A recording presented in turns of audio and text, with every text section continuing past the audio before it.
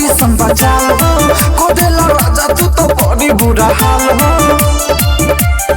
सुनो भतार हो ले आइला चार हो बहिन तू बताया के लारा सोया मोरा धरा पूरा खकना इस पसारा कहले रहनी चांद पकांड न तोरा सोया मोरा धरा पूरा खकना इस पसारा कहले रहनी चांद पकांड न तोरा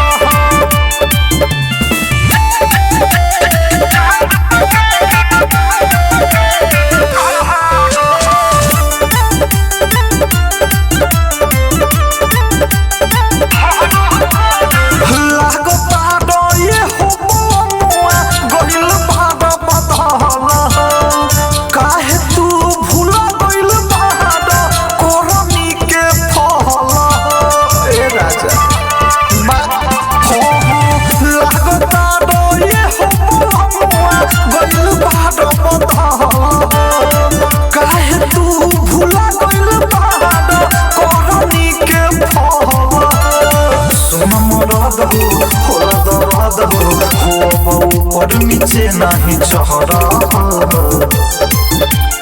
सोया मोरा धरा पूरा खकना इस पसारा कहले रहनी चांद पकांड न तोरा सोया मोरा धरा पूरा खकना इस पसारा कहले रहनी चांद पकांड न तोरा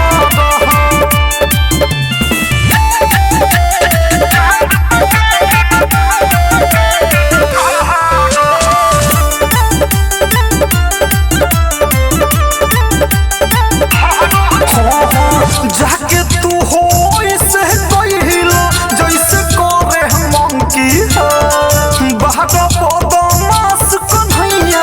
राजा यदुवंशी हो रे जाके तू हो इसे कहिलो जैसे करे मंकी बाहर बदमाश कन्हैया राजा यदुवंशी हो